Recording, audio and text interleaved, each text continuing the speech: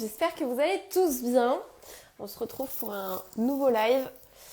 Je bouge un petit peu, mais j'allume toujours une bougie quand je fais des lives. C'est un petit gris-gris de sorcière. Et ce soir, on reçoit Sandra. J'ai hâte de vous parler d'elle. Je vous avoue que c'est une interview qui m'émeut beaucoup. Vous allez comprendre rapidement pourquoi. Sandra, je te laisse faire une demande pour rejoindre le live. Tac. Vous avez vu, j'ai fait un effort, j'ai pas commencé par le éternel hello hello. Sandra, je vais essayer de t'envoyer une invitation. Ah, c'est bon, accepte. Est-ce que tout le monde m'entend bien avant qu'on démarre? Parce que moi, je suis la reine pour avoir des soucis de connexion. Et coucou Sandra, Coucou Zoé, bienvenue. Attends, bonjour à tout le monde. j'interchange. Hop, c'est pas le bon. Voilà. Est-ce que tu m'entends bien? Je t'entends très bien. Bon, super. Je te vois bien, tout va bien. Eh ben, bienvenue. Merci d'avoir accepté de faire cette interview. Je t'avoue que c'est une interview qui me tient à cœur. Ça me tient vraiment à cœur de bien la faire parce que c'est un sujet, ça n'arrive pas qu'aux autres, malheureusement. T'as beaucoup œuvré. On va tout de suite rentrer dans le vif du sujet. Sandra a écrit, c'est sorti cette année ou l'année dernière? Le 20 septembre l'année dernière. Voilà, c'est les signes de ta présence. Donc, en photo, il y a Sandra et sa fille Axel. Je te laisse te présenter, Sandra. Bonsoir à tout le monde et encore merci Zoé de me permettre ce petit moment avec toi, ça me fait vraiment plaisir. Donc les signes de ta présence, c'est l'histoire d'une partie de ma vie importante. C'est-à-dire que le 12 octobre 2019, j'ai perdu ma fille dans un accident de voiture. Euh, alors je suis aussi la maman d'un grand garçon qui va sur 27 ans maintenant, qui avait donc 23 ans à ce moment-là, et là, la femme d'un homme merveilleux qui me soutient et que je soutiens. Voilà, c'est aussi une histoire hein, De de famille. partage, voilà, de famille, de partage, parce que chacun va vivre tout ça à son rythme. Ouais. Et donc, le 12 octobre 2019, évidemment, ma vie s'effondre. Et très rapidement, en fait, très rapidement, je me sens en connexion avec Axel. Et j'ai besoin d'écrire. Donc, je partage un petit peu tout ce que je vis dans ce livre. C'est très thérapeutique au Ouais. départ, hein, l'écriture. Et puis ensuite, j'ai le besoin de parler de toutes les difficultés qu'on rencontre dans ce chemin du deuil, hein, qui est un chemin qui ne se termine pas. Hein, jusqu'au dernier jour de ma vie, je serai dans ce deuil. Il sera différent au fur et à mesure. Il va se transformer. Je vais me transformer aussi. Et j'avais envie de raconter tout ça, euh, aussi pour donner de l'espoir qu'il était possible de décider de vivre et pas seulement de survivre après une tragédie pareille. Il Alors faut un évidemment, courage énorme, en fait. Je pense que en tant que parent, la pire chose que l'on puisse, moi, ça arrivait beaucoup dans ma famille. J'ai assisté à ce genre de drame. C'est la pire chose qui puisse nous arriver en tant que parents, vraiment. en tant que parent, je suis complètement d'accord. Ouais. Après, c'est vrai qu'on essaie de pas. Je dis toujours qu'en fait, chacun vit le pire deuil de sa vie en fonction du deuil qui lui arrive. C'est-à-dire que je rencontre aussi des personnes qui ont perdu leur conjoint. Ouais. Et pour eux, c'est leur pire deuil de leur vie. Donc, leur souffrance va être ultime. Et puis, il y a des personnes qui ont perdu. Là, j'accompagne une maman que j'aime beaucoup qui a perdu sa filleule. Pour elle, c'est le pire deuil de sa vie. Et Ouais. donc, en fait, c'est le lien d'amour qui nous unit avec l'être cher qu'on va perdre qui va faire que ce deuil est très difficile. Mais effectivement, quand on perd son enfant, c'est le deuil ultime. C'est le deuil le plus difficile peut-être à vivre en tant que parent, c'est certain. Donc en 2019, Axel est à l'époque étudiante. C'est le jour de ses 20 ans. Elle vient vous rejoindre et il y a un accident de voiture enfin il y a un problème sur l'autoroute. Du coup, tu racontes un petit peu cet état de sidération, cet état de flottement tant que les funérailles sont organisées. Tu dois rester dans, je dois agir. Donc tu racontes ça. et tu racontes du coup l'amour, le soutien, mais les mots maladroits que l'entourage peut avoir aussi parce que on sera là, mais en fait personne ne peut prendre ta peine, personne ne peut te rendre ta fille, donc t'es vraiment, vous êtes tous les trois, et c'est ça que t'expliques aussi. T'expliques que chacun vit, Thibaut, son grand frère, vit son deuil à sa manière, ton compagnon le vit d'une manière complètement différente, et tu racontes l'après-funérailles. C'est toujours là où il y a une espèce de néant. Ok, donc là je reste avec ma peine. Comment je fais pour remettre un pied l'un devant l'autre? Toi d'ailleurs, ça fait un petit moment que j'ai lu ça pendant les fêtes de Noël. Je voulais vraiment, tu vas être en vacances, prendre le temps de bien assimiler parce que c'est le livre d'une vie, quoi. Donc, t'as repris très vite le travail, il me semble. T'as voulu te remettre un petit peu dans le rythme.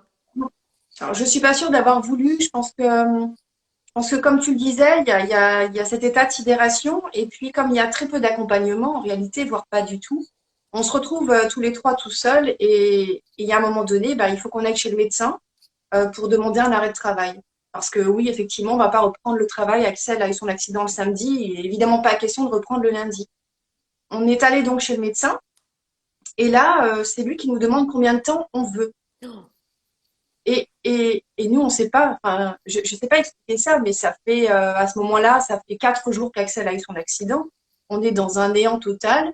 Je ne sais pas, je ne peux pas lui dire ce que je veux. Je ne sais pas ce que je veux. Ce que je veux, c'est ma fille. À ce moment-là, le reste, je m'en fous. Et mon mari, spontanément, dit 3 semaines. Enfin, il y avait les congés d'octobre qui arrivaient. Il dit bah, jusqu'à la fin des congés scolaires. Parce que dans notre tête, on est dans un tel état qu'on n'arrive pas à analyser. Et Axel devait rentrer aussi pour les congés. Donc, on était parti dans l'idée bah voilà, on va rentrer, on va retourner travailler après les congés, comme si tout était normal. Et donc moi, spontanément, je dis la même chose, bah mettez-moi pareil. Et le médecin nous met ça, donc 3 semaines d'arrêt.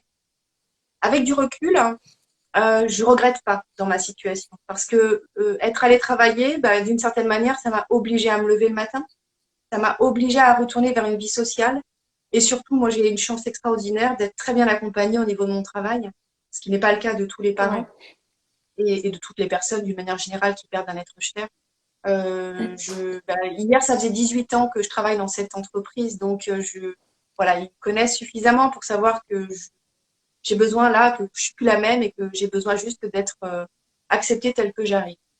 Bon, même si c'est pas évident, si j'ai des collègues qui passent devant mon bureau sans me dire bonjour, parce qu'ils savent pas me parler, ils savent pas quoi me dire, je pense que ça a été dur pour eux de me voir revenir aussitôt, mais ça a été finalement nécessaire et je le regrette pas avec du recul.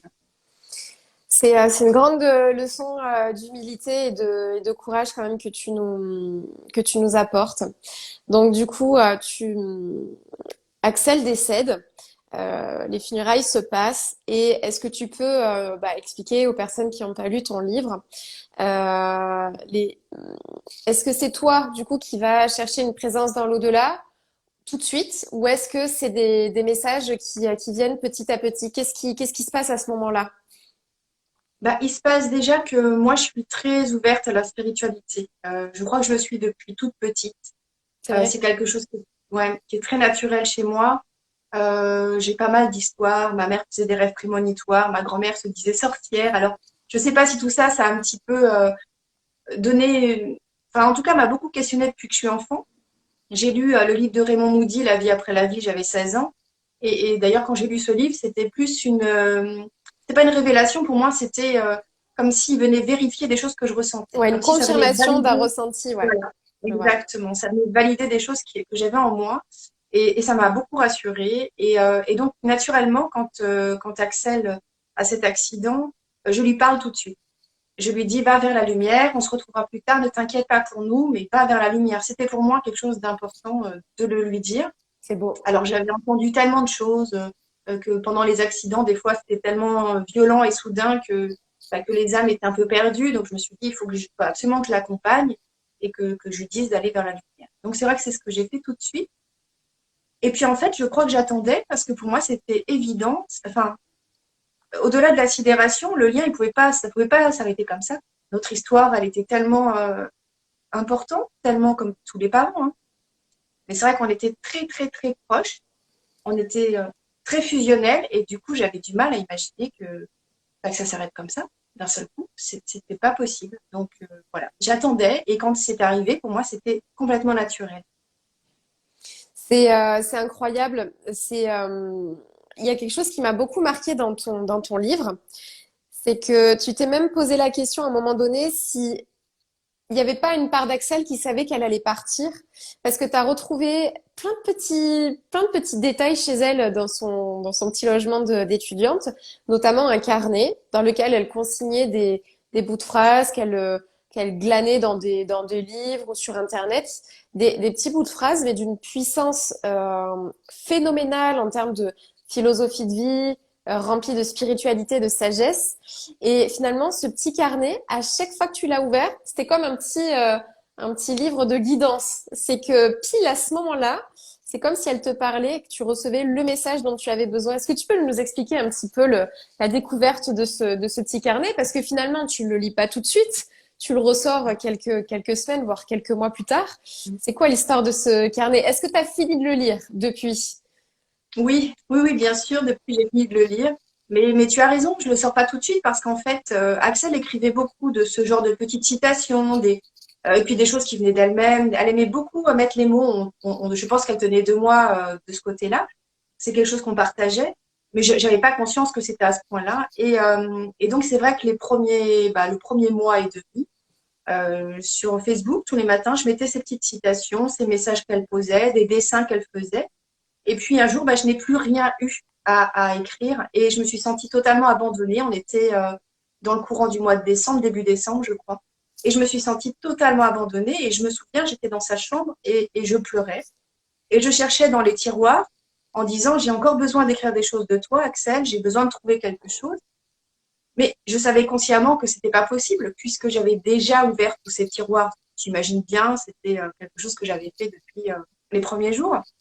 Et là, ma main rencontre effectivement ce petit carnet qui en fait était positionné de telle manière que je l'avais pas vu avant. Alors, comme je dis, il n'est pas apparu par magie, mais je suis convaincue qu'il était là, qu'il m'attendait, que je ne devais pas le voir avant.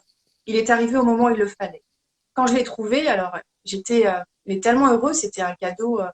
Tout ça, ce sont des cadeaux incroyables qui nous font tellement de bien dans cette souffrance qu'on vit que c'est difficile à exprimer. Je me suis mise à pleurer, mais là, de gratitude. J'étais tellement heureuse, j'avais tellement le sentiment qu'elle m'offrait quelque chose d'important que je l'ai gardé, je ne l'ai pas ouvert. Et j'ai fait la même chose que je faisais tous les matins. Le lendemain matin, je me suis installée sur le lit d'Axel et j'ai ouvert le petit carnet, mais pas n'importe où. J'ai remarqué qu'il y avait un petit marque-page dedans. Donc, je l'ai ouvert à cette page-là. Et quand j'ai lu le message, ça m'a transportée parce que ce premier message, c'était une phrase célèbre de Victor Hugo qui dit les morts ne sont pas absents, ils sont invisibles. Et Incroyable. pour moi, c'était ah mais ouais, c'est clair, j'avais des frissons Je partout. savais même pas que Victor Hugo avait écrit cette phrase, tu vois. Je te dis, il y en a, ils étaient Oui, quand même sacrément bien connectés à l'époque, hein. bah, Victor Hugo a perdu sa fille, Mm. Léopoldine. Et en fait, effectivement, il était très très spirituel. Il a écrit un livre qui s'appelle, je crois, Les tables de spiritualité. Enfin, Ce qu'il faisait, un livre. il a testé tout ce qui est les séances de spiritisme de l'époque, Oui, qui tout était à très en fait. vogue à Paris. Alors moi, j'ai pas lu ce livre. Est-ce que tu l'as lu? Pas du tout. Oui. Je ne l'ai pas lu et justement, je me dis qu'il va falloir que je le rajoute dans ma palle parce que Regardez, elle maîtrise très bien le jargon de Bookstagram, la pile de livres à lire. Je te félicite, ouais, Sandra. c'est ça. Ouais, c'est, tu vois, j'avais oublié ce livre, j'en ai eu à l'existence, mais je le lirai par curiosité. Ouais, il est difficile, hein. Je l'ai vu parce que j'ai un ami qui l'a, donc j'ai eu l'occasion de le voir. Il est balèze. En fait, il faut vraiment prendre son temps. J'ai presque envie de dire que c'est une Bible, hein. Mm, C'est quelque chose, il faut le lire tranquillement, il faut y revenir, il faut, voilà. Mais ça doit être passionnant, j'en suis certaine. tu m'étonnes. Il y a quelque chose qui m'a beaucoup interpellée. En fait, quand j'ai reçu ton livre, comme, en fait, je montre. Comme il y a la photo de toutes les deux, je me suis focus là-dessus. Seulement, si j'enlève un petit peu le petit bandeau de promo, il y a ce dessin. Et en fait, ce dessin, c'est un tableau d'Axel. Et c'est là où je me suis dit, il y a une part de son âme qui avait tout planifié, une part de son âme qui avait mis des synchronicités en place pour vous. Ce dessin, ça représente quand même, on dirait, une maman avec un petit être lumineux et il y a quelque chose qui se passe au milieu. Donc t'en parles du coup de ce dessin dans le livre. Quand j'ai enlevé et que j'ai regardé, ça m'a tellement frappée. Je me suis dit, c'est évident quoi. Son âme. Est-ce qu'elle a fait d'autres tableaux comme ça ou c'est vraiment celui-ci qui est le plus marquant? Alors, Axel a fait d'autres dessins. Alors, celui-ci, c'est son dessin. C'est elle qui l'a créé. Et ensuite, elle en a fait d'autres qui sont, qu'elle a recopiés d'Instagram, certainement, pas d'Instagram, de Pinterest, enfin d'autres trucs. La particularité, puisque tu parlais Je te effectivement remontre. Hein. de ce dessin, c'est que un an avant l'accident, elle me l'avait montré. Elle venait de le terminer, elle l'a fait en aquarelle et puis elle me l'a montré en me demandant ce que j'en pensais. Donc, bah, évidemment, je lui ai dit qu'il était très beau, que je le trouvais magnifique. Et puis voilà, ça s'est arrêté là. Le temps a continué. Et lorsqu'elle a eu l'accident, dans la semaine qui a suivi, nous sommes allés à l'appartement qu'elle occupait à Périgueux, son appartement d'étudiante, bah, pour récupérer toutes ses affaires. Et quand on est rentré dans l'appartement, ça m'a sauté aux yeux. Ce dessin, il était posé sur son mur, il était en couleur, et autour de lui, il y avait 9 autres dessins qui étaient tous en noir et blanc. Et sur le moment, voilà, j'ai juste remarqué qu'il y avait aussi plein de petites photos de ses amis, de nous, qui étaient piquées tout autour de tout ça. J'ai pris une photo de tout ça et je me suis promis de refaire exactement la même composition dans sa chambre à la maison. Et puis en enlevant les photos, les dessins, j'ai retourné les dessins. J'ai vu qu'il y avait des fois des petites citations dessus, et notamment celui-ci, de ce dessin de la couverture. Et derrière, il y avait écrit l'amour d'une mère. Et ça m'a profondément touchée parce que du coup, je l'ai regardé autrement. Et ce que je n'avais pas vu au début, c'est qu'en réalité, si on regarde bien, c'est la maman qui est derrière et la petite fille qui est devant. Ouais. Non, mais Et donc, c'est c'est. la petite fille qui emmène sa maman vers la lumière. Ouais, Ce que j'ai noté après, c'est que la maman était en noir, couleur du deuil. Il faut savoir que le orange, c'est la couleur préférée d'Axel. en plus. Et elle emmène sa maman vers la lumière. Il y a un soleil. Alors, on le voit peut-être pas, mais il y a aussi une petite lune dans le coin.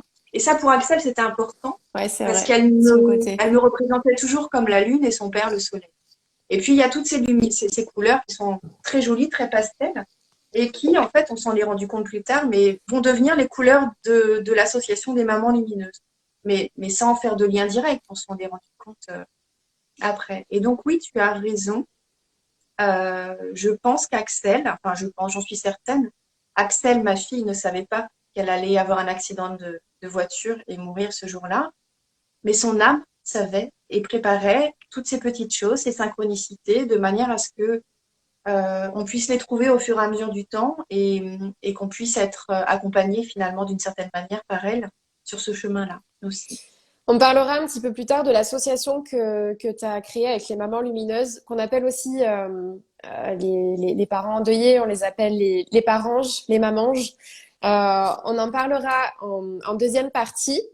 J'aimerais que tu nous racontes un petit peu, c'est ce que tu décris dans ton livre, toute cette recherche autour de la spiritualité, de la vie après la mort, de l'au-delà. Tu as rencontré des médiums, tu as fait pas mal de réunions.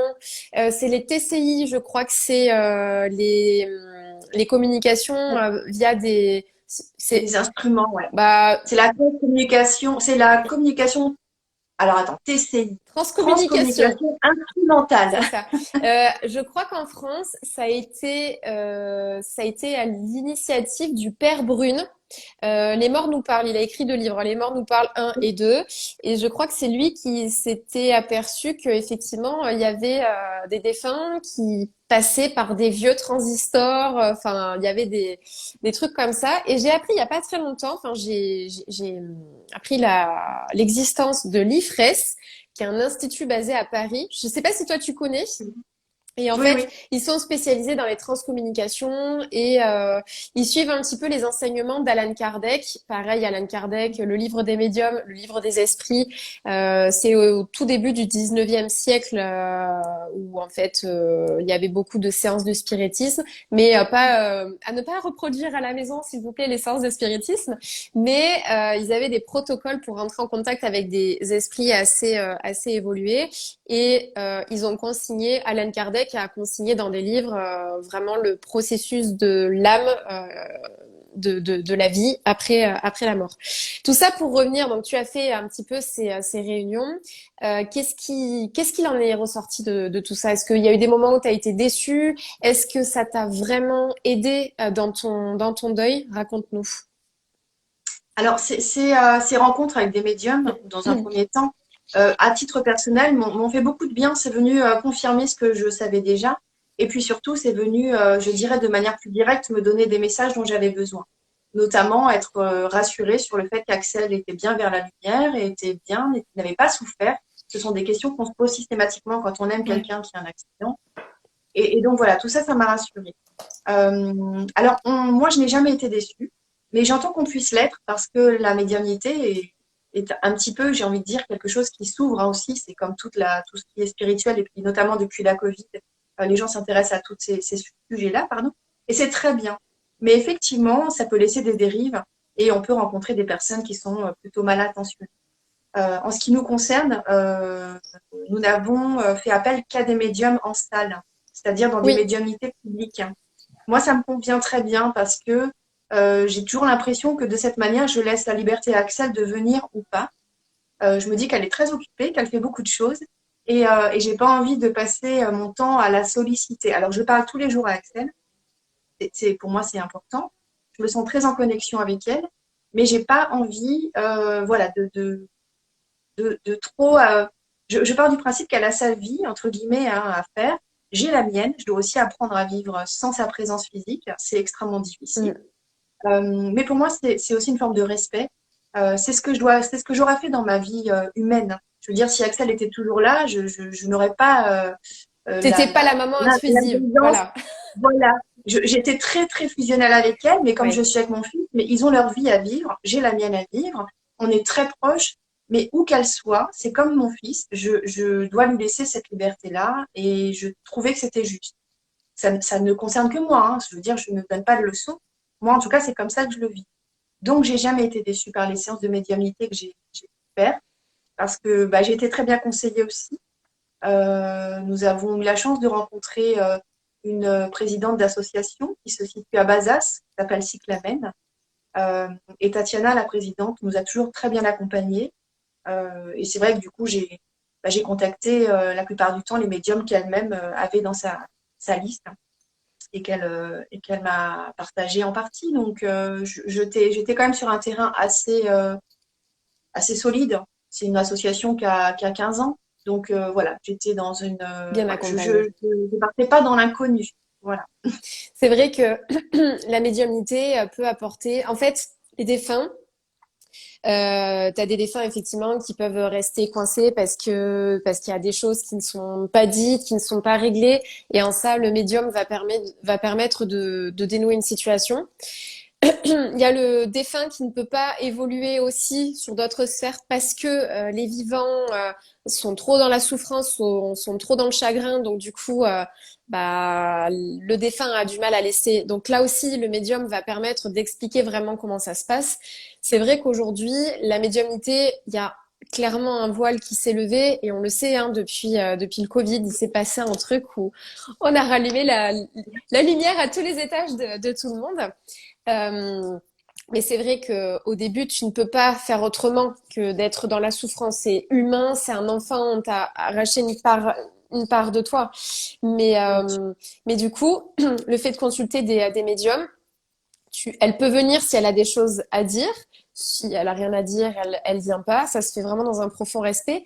Mais il te faut quand même un sacré courage. Je sais pas si tu en es conscient, parce il y a je connais des mamans qui ne sont pas capables de faire le deuil en fait et qui sont vraiment dans une souffrance profonde, qui s'auto détruisent.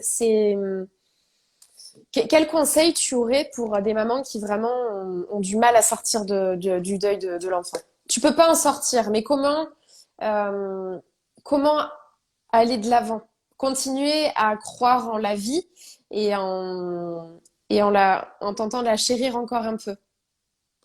Bah, en fait, je me rends compte chaque jour avec toutes les mamans qu'on accompagne et les quelques papas aussi, que c'est tellement complexe. J'ai eu l'occasion de rencontrer des mamans qui, pendant des fois 4 ans, ont été extrêmement au fond du trou, Ouais. hein, pour dire les choses, dans un état de délabrement, de tristesse profonde.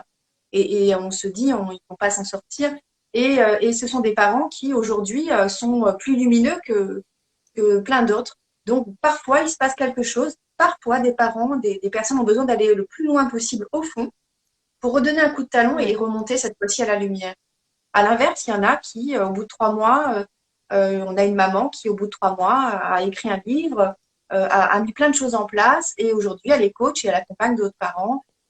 Ça paraît surprenant, c'est extraordinaire et ça arrive aussi. Donc, des conseils, moi, j'ai juste envie de dire, surtout, il ne faut pas rester seul.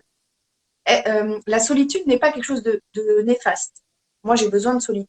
Par contre, l'isolement est quelque chose de mauvais. Quelqu'un qui est isolé, bah, c'est là où ça va pas avancer en fait, et ça va un peu, j'ai envie de dire, moisir quelque part. Et c'est quand c'est à ce moment-là que c'est un petit peu coincé, qu'on va se trouver dans un deuil qui risque de devenir pathologique. Il faut s'exprimer, il faut parler, il faut trouver des moyens. Donc il y a des groupes de parole quand c'est possible, mais il y a aussi des numéros, hein, qui sont de l'écoute active, des numéros qui sont disponibles sur Internet, et avec des gens qui sont là pour écouter, pour échanger, et ça fait du bien. Moi, je me rends compte à chaque fois que je fais un groupe de parole, que ce soit en visio ou en présentiel, puisqu'on fait les deux, je sors d'un groupe de parole et je me dis waouh, quoi, ça me fait tellement du bien de voir des Ouais. personnes arriver au début de groupe et repartir avec le sourire, alors évidemment, elles vont pas sourire pendant tout le mois jusqu'à fin. Bien Mais sûr. il y a un moment où ça leur fait du bien, elles retrouvent de l'espoir, elles se disent c'est possible, je peux y arriver. Et ça, ce sont des petits pas. En fait, il faut avancer à son rythme. Il ne faut pas essayer de chercher à faire comme le voisin, parce qu'on a souvent des parents qui disent mais pourquoi toi, en si peu de temps, tu as réussi et pourquoi pas moi? C'est pas Chacun. une question de personne. C'est en lien avec l'histoire de notre vie, de notre enfance, de notre famille. Il y a tellement de paramètres qui font que ça va être facile ou difficile que je pense qu'il faut accepter d'avancer à son rythme, mais ne pas rester seul. Ne pas Ouais. hésiter à passer une porte d'association. C'est pour ça que du coup, avec d'autres mamans, tu as créé les Mamans Lumineuses. Ça m'a brisé le cœur, mais c'est vrai qu'il y a une espèce de déshumanisation quand tu es dans l'administratif, les certificats de décès, voilà, c'est affreux. Du coup, quand tu as fait face à ça, en fait, tu as créé ton association en tentant de répondre à ces problématiques. Du coup, est-ce que tu peux nous parler un petit peu de l'asso, des autres mamans, de Piquant? Parce que je vois que tu as fait une publication il n'y a pas très longtemps. Tu essaies de faire remonter ça aussi sur les sphères politiques. Raconte-nous. Alors, l'association, c'est la rencontre de 3 mamans, donc Caroline Chevalier, Hélène Gissereau et moi-même. Vous êtes Euh, rencontrés sur les groupes Facebook, hein. oui, c'est ça. Alors, c'est pareil, dans le livre, t'expliques que tu as rencontré des mamans qui vivaient leur deuil enfin, des groupes qui étaient très tristes et tu t'es dit, oh là, non, c'est pas ce dont j'ai besoin. Du coup, tu as fait plusieurs groupes et du coup, tu as rencontré ces autres mamans. Bah, exactement. Ces tout premiers groupes m'ont fait très peur. Je trouvais que ça enfonçait plus que ça Mm. ne faisait sortir la tête de l'eau. C'est mon avis aussi, hein. Il n'y a pas de jugement. Chacun va là où il a besoin d'aller. Moi, j'avais besoin de lumière, vraiment, de me sentir. Enfin, j'avais besoin de messages qui pouvaient me dire, tu vas y arriver, Sandra, tu peux survivre à ça. Et puis, en cherchant un groupe lumineux, j'ai trouvé celui de Florence Trichet. C'est l'association Ophélie à fleur d'âme, qui est une magnifique association. Et c'est là où bah, j'ai rencontré Caroline, dans un premier temps, sur cet asso. On s'est rencontrés, on a ensuite fait connaissance avec Hélène. Et puis, toutes les trois, très, très rapidement, on a créé le groupe privé sur Facebook. Donc, il s'est appelé les Mamans Lumineuses. Pourquoi? Pas parce qu'on est des illuminés, mais parce que on Des avait l'impression gentils d'être illuminés. ouais, on nous l'a faite celle-là. Donc, mais on avait l'impression en fait d'être d'être des mamans qui cherchaient la lumière. Donc moi, je les appelais toujours mes lumineuses. Voilà, c'était devenu mon petit mot Puis c'est mignon beau quand je leur en plus. parlais. Voilà, c'est joli. Et on a rajouté et les papas aussi, parce qu'il n'était pas question de laisser les papas de Ouais, côté. c'est Même vrai. s'il faut reconnaître qu'il n'y a que peut-être 10% de papas. Et encore, je suis même pas sûre qu'il y en ait même 5%, hein, parce que il n'y en a vraiment pas beaucoup. Mais c'est pas grave, quand ils sont là et c'est très bien. Et c'est vrai que bah, on a créé ce groupe Facebook dans un premier temps qui est privé, qui est fermé, déjà pour respecter la confidentialité de ce qui Ouais. s'échange, parce que les parents ont besoin de pouvoir s'exprimer sans que ce soit sur toute l'étoile. Et puis très rapidement, on a créé l'association du même nom pour porter justement le projet Axel. Alors le projet Axel, comme tu l'as dit, on a actuellement lancé une pétition au niveau de l'Assemblée nationale, pétition que vous pouvez retrouver sur ma bio et enfin le lien en tout cas pour aller sur la pétition. Je vous invite s'il vous plaît à le faire. Il faut 500 000 On va la repartager après en story. Il n'y a Ah, c'est ça. pas de souci. T'es à combien de signatures là? Là, je suis même pas sûre qu'on ait atteint les 300 Oh, signatures. ouais, il faut. Après, on vient de la sortir et là, voilà, j'ai plusieurs projets là. J'ai un autre projet en cours, donc je me suis dit je vais attendre un peu, sachant que j'ai 4 ans là pour avoir les 500 000 signatures. Donc là, je suis en train de lancer un autre projet qui lui doit se faire entre le 22 février et le 22 mars. Donc je vais pas tout mélanger. Donc c'est pour ça que j'ai mis un peu le stop et je reviendrai de façon plus frontale au mois de fin mars sur D'accord. la pétition. Mais elle est dans la bio, c'est important de la faire circuler. Elle est en train de fonctionner, hein, je pense. On a déjà deux députés et un sénateur qui ont relayé la pétition Ça, c'est bien. par le biais d'une question écrite au niveau de l'Assemblée nationale, donc c'est une bonne chose. Ouais. Donc voilà, donc ce sont des propositions sur le plan administratif, financier, psychologique, bah, pour un accompagnement plus respectueux et de meilleure qualité pour les parents. Des Donc, process, de ce que j'ai compris, c'est mettre des process pour l'administratif côté parents endeuillés. Enfin, je veux dire, on arrondit un peu les angles et on y va ouais. mollo sur des mots assez violents. Et aussi, ton autre projet avec ces mamans, c'est de lever aussi des fonds parce que ça coûte. Si tu vas pas voir un psychiatre qui est habilité à te prescrire des trucs qui vont bien te shooter la tête, si tu veux voir sophrologue, microkiné, Ouais. psychologue,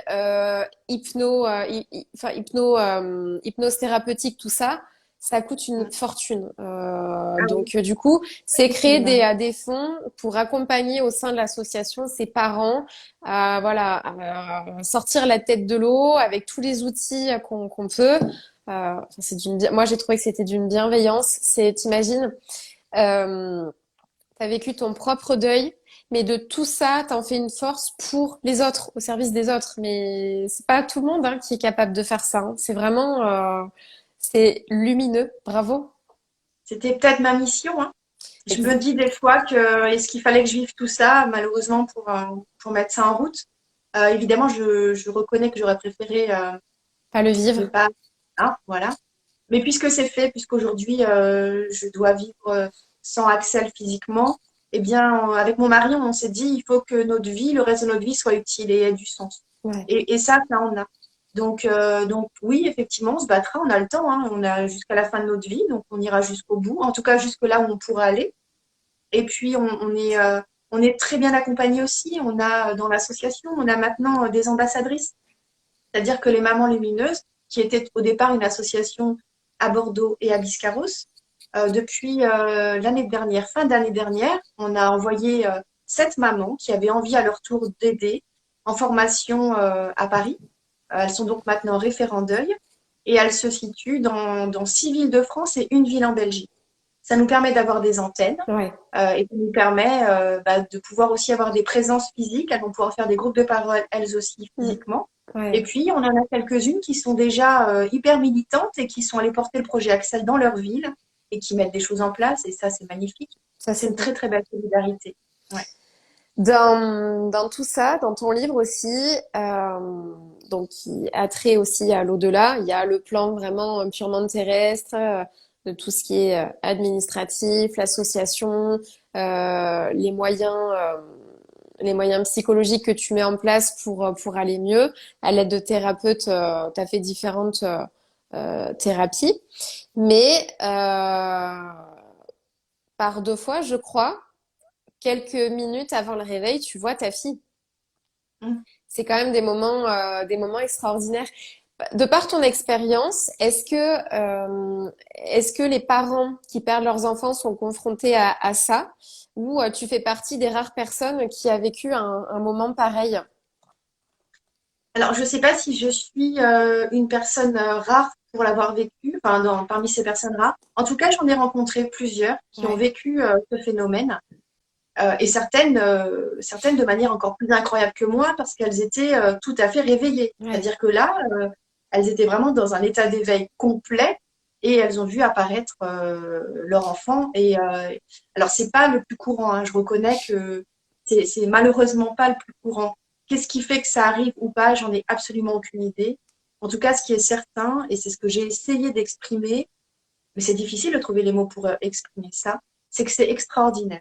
C'est que c'est une sensation incroyable et je suis mais tellement convaincue que c'est pas un rêve, c'est tellement différent, tellement autre chose. Et ça, c'est difficile de le dire avec les mots. Quand Axel me regarde et me parle, mais qu'en même temps, j'entends des messages qui me ouais. viennent, enfin, on est en télépathie, mais que je sens les choses dans mon corps, que, enfin, il se passe des choses qui sont tellement incroyables que je peux pas, enfin, c'est pas un rêve, c'est pas possible. J'en fais plein des rêves. C'est pas les rêves. En fait, les moments, quelques heures, quelques minutes avant le réveil, il se passe une espèce de passerelle entre l'au-delà et nous, où on est dans un état de subconscient complètement apaisé, où il n'y a pas toutes ces barrières du mental, où c'est facile en fait pour les défunts de venir nous rendre visite. Et il y en a plein qui vont se dire ah, c'était super réel, j'ai fait un rêve, alors qu'en fait, pour la plupart, c'est des vraies rencontres. Et ça, il y a des tas de gens qui ont perdu des proches, qui ont vécu des rencontres, mais ils se disent, oh, j'ai fait un rêve, c'était top. Et bien Ouais. souvent, on l'entend, j'ai rêvé de mon défunt et je vais vachement mieux. Et ben oui, parce qu'en fait, il s'est passé quelque chose à ce moment-là. Mais c'est vrai que, j'allais dire, Ah ben, moi, je me souviens très bien, j'en parle dans le livre. J'ai perdu ma grand-mère donc, il y a maintenant 20 ans, puisque le temps continue à passer, même si j'ai des fois du mal avec cette temporalité. Et je me souviens que je crois que c'était 1 an et demi après son départ, elle est venue dans mon rêve et elle m'a fait un câlin de dingue. Mais ouais, enfin, je veux dire, même encore 20 ans après, j'ai encore cette ouais. sensation-là de son corps contre le mien, de l'amour. C'est Parce que l'instant c'est souvent, magique en fait, c'est divin. C'est vraiment quelque c'est chose qui vient de incroyable. très haut et c'est divin et t'as même pas de mots pour le décrire, tu vois. Ah non, C'est non, non. Non, non, parce que l'émotion, tu la vis totalement et cet amour-là, en fait, j'ai senti tout son amour à elle pour moi, mais ça m'a donné une énergie. Après, tu pleures comme c'est pas possible parce que c'est mm, normal, hein. C'est ouais. quand tu te réveilles, tu réalises que bah, tu te réveilles. Mm. Mais c'est merveilleux, c'est absolument merveilleux et je donnerais n'importe quoi pour le vivre tous les jours. C'est c'est Aujourd'hui, super. est-ce que t'es toujours, est-ce que tu vas toujours participer à des séances de médiumnité en salle? Est-ce que t'as toujours des signes d'Axel? Où est-ce que t'en es par rapport à tout ça? Alors, pour ce qui est de la médiumnité en salle, avec l'association, on organise 2 conférences dans l'année. Ouais. C'est un truc qu'on fait en plus de nos actions parce que pour nous, c'est essentiel. On Mm. s'est rendu compte à quel point pour les parents, c'était quand même, ça faisait du bien. Et puis, en plus, c'est l'occasion de rencontres parce qu'on a toutes nos mamans qui viennent de partout en France, mais c'est un truc de fou. Il y en a qui viennent de Belgique, de Lyon, de Rennes, de Toulouse. Enfin, c'est des moments magiques où on se retrouve. Et donc, on en fait 2 par an, 2 séances de médiumnité. Donc, j'ai la chance, à ce moment-là, généralement, d'avoir des petits messages d'Axel. Et puis, pour être honnête, Axel n'attend pas forcément ce genre de moment pour venir. Elle s'incruste dans la médiumnité des autres, ou elle me fait passer des messages. Là, il n'y a pas longtemps, j'ai une amie qui m'a envoyé un petit message parce qu'elle a connecté Axel en écriture inspirée. Ouais. Donc, j'arrive toujours à avoir une connexion d'une manière ou d'une autre avec Axel. Après, en ce qui me concerne, moi, directement, c'est très particulier, c'est-à-dire qu'il y a eu tous les premiers mois où j'ai eu énormément de signes, où j'ai vécu tous ces moments incroyables, où je l'ai vu, je l'ai entendu, les rêves, les messages qu'elle m'a donnés, etc. Le petit carnet, les dessins. Et puis ensuite, il y a une période où il n'y a eu plus rien du tout. Et là, j'étais un peu dans le stress. Et j'ai rencontré une médium qui m'a dit, qui a connecté Axel. Et Axel m'a dit, bah, comme je l'explique, hein, bah, maman, en gros, hein, il va falloir que tu apprennes à vivre sans moi, quoi. Si je suis partie, c'est pas Ouais. pour être tout le temps avec toi, hein. Il va falloir que tu apprennes à vivre sans ma présence physique. Mais je serai toujours là. Donc, j'ai accepté. Je pense que c'est toujours un travail d'acceptation et d'accueillir ce genre de choses. C'est que effectivement on peut lutter et en fait en luttant on se fait mal. Quand on accueille et qu'on l'accepte, on souffre différemment, mais ça passe plus facilement et en fait on transforme cette relation en quelque chose de merveilleux finalement parce que tout doucement je me suis rendu compte qu'on était tout le temps en connexion. Alors aujourd'hui, aujourd'hui par exemple, je, je, je pense à quelque chose, je lui pose une question et des fois c'est dans les minutes qui suivent, bah, il va se passer quelque chose qui va venir valider. Des fois c'est immédiat, qui va venir valider et je sais, je me dis ok, mais parce que moi je l'accueille comme ça et que je donne cette importance à cet événement-là. Quelqu'un d'autre pourrait trouver ça ridicule. Mais pour moi, ça a du sens et ça fonctionne super bien. En fait, c'est quand tu Vraiment. rentres en écho avec un truc qui se présente à toi, quand il y a vraiment une résonance, il y a pas de doute possible. Et c'est pareil, il faut être vraiment connecté à son intuition profonde et se faire confiance pour ça. En fait, ce qui est très rigolo, c'est que j'ai l'impression que Axel et toi, vous travaillez chacune sur votre plan, mais de concert. C'est Ah, vraiment complètement. remplir une mission. Je pense qu'elle évolue, mais vous êtes étroitement liés pour avancer dans certains projets. Enfin, pour moi, c'est une grande avancée que de faire des associations, remonter ça aux assemblées nationales, c'est très important. Aujourd'hui, je pense que notre société, le monde en général, a besoin d'humanité, de solidarité. La mort est irréversible. Et même si on le sait quand on est connecté à la spiritualité, ils sont bien là où ils sont parce que quand tu t'élèves, c'est incroyable. Ce qui est difficile, c'est pour nous qui restons. Donc on a besoin d'humanité, on a besoin de solidarité. Donc c'est ici en faisant des, tu vois, on a l'impression de faire des petits pas de fourmis, mais tous ces petits pas de fourmis vont transformer la société de demain. Donc ta mission avec Axel, je la trouve quand même assez belle et assez humaine. C'est quoi de plus beau que de faire En tout plus, ça? en plus, je me dis que de toute façon, je vais mourir à un moment donné, hein. Je suis comme tout le monde, donc il y a un moment donné, je vais mourir. Alors, j'ai le choix, je peux passer le reste de ma vie en me morfondant, en étant dans la Mm. souffrance. J'accélérerai peut-être de cette manière mon départ, mais au final, ça n'a pas de sens pour moi parce que ma conviction qu'il y a quelque chose de plus grand que moi fait que je me dis, bah, tant qu'à être là, je vais aller jusqu'au bout et je vais le faire bien et je vais mettre des choses en place qui vont être utiles et qui ont du sens. Et j'ai pas du tout envie de partir tôt. Je n'ai pas peur de la mort parce que je sais que je serai accueillie, mais je n'ai pas du tout envie de partir tôt. D'abord parce que j'ai mon fils et que j'ai Ouais. envie d'être là le plus longtemps possible pour lui, pour mon mari aussi.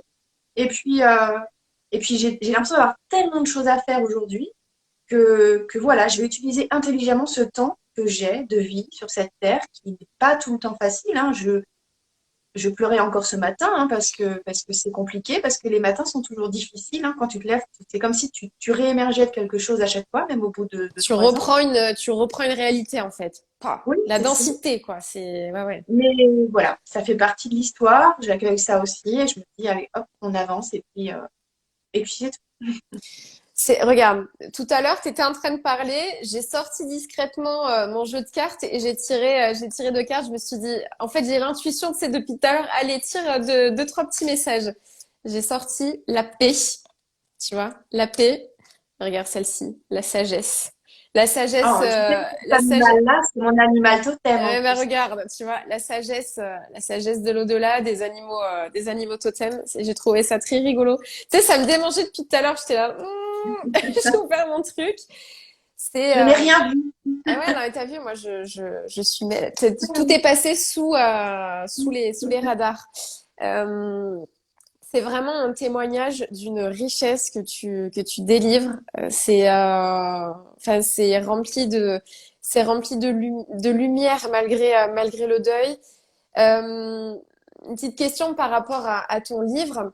Est-ce que tu fais des séances de dédicaces? Comment ça se passe un petit peu la rencontre avec les autres mamans? Parce que ça doit être des bouffées d'émotions.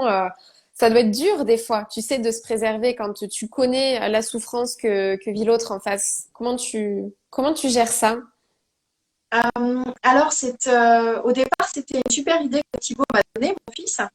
Il m'a dit, c'est pas facile vraiment de faire des dédicaces pour des gens que tu connais pas. Je lui dis non, c'est vrai, mais bon, je vais me laisser inspirer. Et il me dit, pourquoi est-ce que tu n'utilises pas le petit carnet gris d'Axel Ouais. et tu offres une phrase, un message d'Axel. J'ai trouvé que c'était génial. Et du coup, j'ai carrément fabriqué un oracle. Enfin, j'appelle ça un oracle. C'est un jeu de cartes avec les citations, quelques citations que j'ai recopiées, parce qu'il y en a à peu près 150. Donc là, j'ai fait un oracle avec seulement 55 ou 50, Ouais. 60, je sais plus. Et c'est super chouette parce que les gens, ça les touche vachement. Et puis en plus, c'est bizarre, mais c'est bizarre. Mais ces messages, ils ont une résonance pour les gens. C'est eux qui tirent leur carte et ça a une résonance pour eux. Et ça, je trouve ça magique. Du coup, j'ai envie de prendre le temps de faire quelque chose de joli, de le proposer à mon éditeur et de voir si ça peut permettre de sortir un produit intéressant que je pourrais offrir, enfin qui pourrait être Utiliser. publié tout simplement et utilisé. Parce que je trouve que c'est beau, ça a du sens aussi. Et puis sinon, bah, les dédicaces, ça se passe très bien. Je suis hyper touchée à chaque fois que je fais des dédicaces. J'ai toujours l'impression, je ne sais pas comment expliquer ça, mais il y a toujours une chaise pour moi et une personne qui vient s'asseoir à côté de moi au moment où je fais la dédicace. Et il y a quelque chose comme si on était dans une bulle avec cette personne. Et j'ai l'impression qu'il y a tellement d'espoir. La personne met tellement d'espoir au moment où elle vient me voir. Je me sens tellement euh, je sais pas comment expliquer ça. Il y a de l'humilité, il y a de l'amour, il y a une espèce d'envie de faire du bien. À ce moment-là, je voudrais être magique et pouvoir faire un câlin à toutes ces personnes pour leur dire que ça va aller, quoi. J'ai tellement la sensation qu'il y a une attente que, ben voilà, j'espère juste que mon livre va pouvoir leur apporter ça et leur permettre de croire que c'est possible, qu'on peut continuer à vivre et pas seulement à survivre. Mais c'est un chemin qui est long Ouais. et qui n'est pas facile, c'est évident. Et puis aussi, on dit souvent, parce que c'est quelque chose qu'on dit tous maintenant, en tout cas dans l'association, les mamans, on est des surfeurs. C'est-à-dire qu'à un moment donné, on est en haut de la vague, Et puis des fois au creux. des fois on est au creux. Et c'est OK. Quand on est au creux, bah, on essaie d'appeler des amis, de discuter, on essaie de C'est à ce mettre moment-là des qu'on choses en reste pas place. seul. C'est ce que tu disais tout à Oui, l'heure, hein, dans le c'est creux ça, de la vague et au fond de la cuvette, on reste pas seul et on reste bien, bien accompagné. exactement. Et puis après, on remonte. Et puis, on redescend. Et puis, on remonte. Mais on va se rendre compte qu'au fur et à C'est, mesure, le creux, il va être, tu vois, ça va être moins haut, on va moins tomber ouais, de façon. Et puis à un moment donné, ça va être comme ça. Mais ce sera toujours. Enfin, moi, jusqu'au dernier souffle de ma vie, ma fille, elle va me manquer. Et donc, j'aurai ouais. tout le temps des moments difficiles. Et c'est vrai pour tout le monde. Donc, Mm. ça, c'est OK. Mm. Depuis le début de l'interview, je suis gelée. Et ça, c'est quand il y a des défunts. Donc, je pense qu'il y a pas qu'Axel. Je pense qu'il y a d'autres personnes qui regardent ce live et qui ont perdu des proches aussi. Je suis congelée. C'est un truc de fou. C'est vraiment la différence entre, pour ceux qui rejoignent le live, à côté, dans mon autre vie de chroniqueuse littéraire, je suis médium. Donc depuis que je suis enfant et c'est mon corps en fait qui reconnaît si c'est un guide ou si c'est un défunt qui passe par là. C'est vraiment au niveau de la température. Je suis gelée, mais je sens beaucoup d'amour et beaucoup de fierté. Tu vois, de vraiment ça me prend au cœur. C'est pour ça que j'ai des images vraiment de vous deux depuis le début où vous travaillez chacune sur votre plan, mais conjointement, et quelque chose qui a été décidé il y a longtemps, tu vois, presque dans une autre vie, avant que toutes deux vous arriviez ici sur Terre. Vous avez décidé ensemble de faire ce plan-là, et bravo à toi pour le suivre et le faire avec autant de lumière, Sandra. Euh, j'ai une dernière question à te poser. Ça, c'est parce que je la pose à tous mes invités et je l'aime bien. Si tu devais faire un repas ou une soirée avec des gens connus qui soient décédés ou vivant, tu choisirais qui? Ça peut être des artistes, ça peut être des chanteurs, acteurs. Je te donne l'occasion de faire la soirée de tes rêves. Dis-nous tout. Alors là, tu me prends au dépourvu, mais écoute, puisqu'on est dans cet esprit-là, pourquoi pas Alan Kardec, Mais hein, pour me poser grave! plein de questions. Mais grave! Bah oui, Oh là là, bah écoute, je vais organiser une soirée, hein, nous allons cool. convoquer Alan Kardec. Ah non, mais attends, mais moi j'aurais Ah, c'est rêvé bon de ça. Alan Kardec. D'ailleurs, j'y suis allée. À chaque fois que je vais à Paris, maintenant, je vais au Père-Lachaise. J'adore. C'est très Oui, glauque à me c'est dire, bon. je vais me balader dans les cimetières parce qu'ils sont plus là, les gens. Mais il y a vraiment un truc en particulier sur la tombe d'Alan Kardec. Il y a une espèce de truc énergétique qui se passe. Tu parlais des heures miroirs, des nombres un peu angéliques aussi dans ton livre. Moi, Oui. pour la petite histoire, j'ai le chiffre 44 qui me poursuit tout le temps. Dès que je lève les yeux, il y a un 44 quelque part. C'est un truc de fou. Et j'étais en train de chercher, du coup, où était Alan Kardec au Père-Lachaise. Et quand j'ai levé la tête, c'était marqué le panneau Division 44 et il était juste derrière. Je fais, oh là là, si ça, c'est pas un signe, tu sais, c'est mon maître spirituel, quoi. En fait, on l'a trouvé. Donc, Alan Kardec, ok. Bah, Mm. écoute, Bah ouais. moi aussi, j'aimerais. Moi, il est dans Bah, ma... t'organises, hein? Ouais. T'organises et puis moi je m'adapte, il n'y a pas de problème. Ah, on me souffle à l'oreillette qu'Alan Kardec, il serait carrément chaud patate. Mais il y a beaucoup de monde qui aimerait C'est manger cool. avec lui, je crois. Est-ce qu'avant de se quitter, tu as envie de terminer par un petit mot de la fin, dire quelque chose? Je te laisse clôturer. Ah, bah alors déjà, j'aimerais, bah, je vais remercier parce que j'ai vu passer vite fait certains noms et donc j'ai pas mal de petites mamans lumineuses hein, qui sont là ce soir et d'autres qui regarderont en replay parce qu'elles n'étaient pas dispo. Qu'on Donc je leur embrasse fais toutes de ces gros mamans, ouais. bisous. Voilà. Et je pense que donc si tu avais froid, que tu étais gelé, c'est aussi parce qu'on a tous nos petites lucioles qui devaient tourner autour de Ouais, toi. ouais, ouais. Non, mais tu sais, Euh, j'ai l'habitude, hein, ça me, tu sais, j'ai les poils, mais c'est pas le froid, genre j'ai peur, c'est vraiment, je sens qu'il y a du monde, quoi. mm, mm. Bah, écoute, après, ce que j'ai envie de dire, c'est voilà, ne restez pas seul. Aller vers une association, quelle qu'elle soit, et puis échanger, discuter. Il y a des groupes de parole, il y a plein de choses qui se passent. Et je finirai en te remerciant profondément, Zoé, parce que c'était vraiment très, très agréable d'échanger avec toi ce soir. Et, euh, et, et voilà, je suis hyper heureuse. C'est, Plaisir je suis bien partagé. accompagnée. Plaisir partagé. Qu'on ait perdu un enfant ou pas, ce livre est très important. Déjà pour la dimension spirituelle et humaine qu'il apporte, les signes de ta présence, édité chez Le Duquesneau. On reparle de ton association qui est les Mamans Lumineuses. Il y a Et les papas. ouais, et les papas aussi.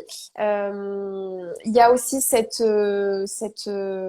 pétition qu'on va reposter en story. Tu vas me renvoyer le lien, comme ça je le posterai en story. Ça Et on va marche. continuer de l'alimenter et on va te souhaiter que ça aille loin surtout. À toi Mm, et tes coéquipières. Ouais, mes coéquipières de choc. C'est ça. Et Merci. je précise, je Vas-y. voulais juste préciser, mais vraiment vite fait, euh, je parlais des papas, mais à savoir on organise un groupe de parole de papas exclusivement, tous les 2 mois, depuis plus d'1 an. Ça, c'est merveilleux parce que c'est rare. Et depuis 4 mois, bientôt 5, on a un groupe des frères et sœurs. C'est important Oh, aussi parce c'est qu'ils sont souvent beau. oubliés. Ouais. Et, et je suis très fière parce que mon fils anime ces groupes de parole des frères et sœurs, et ça me touche profondément. Et il y a aussi le fils de Caroline, une de mes 2 autres présidentes. Et voilà, et ça nous fait du bien parce qu'on voit comment ils évoluent et on a l'impression de travailler en équipe. Tu parlais de travailler en équipe avec Axel, mais on travaille en équipe, en famille, en fait. Et ça, c'est beau aussi. On Ouais. continue. Non, mais c'est même votre histoire familiale, tout cet amour qui règne et qui s'est. Je connais plein de parents qui se sont séparés après des décès et vous êtes restés soudés, unis, vous avez fait front ensemble et ça c'est d'une leçon. De toute façon, ton livre en entier, ton témoignage donne vraiment espoir. Donc merci pour tout ça, Sandra, du fond du cœur. Moi aussi, je suis super émue, je vous jure. Moi, en plus, je suis une grosse fragile, donc le moindre truc. Donc là, je sais qu'en plus, on n'est pas tout seul. C'est de l'amour en barre. Je vais raccrocher, je vais aller me moucher parce que c'était super émouvant. J'appréhendais beaucoup parce que je te dis, moi, je suis trop émotive, trop sensible. Tu vois les yeux. C'était divin, c'était magique. Merci, merci Sandra. On embrasse tous ces parents, ces mamanges.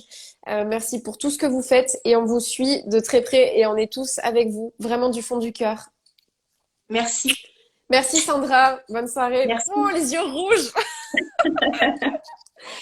Allez, bonne soirée à tout le monde. Merci. Merci pour ce live.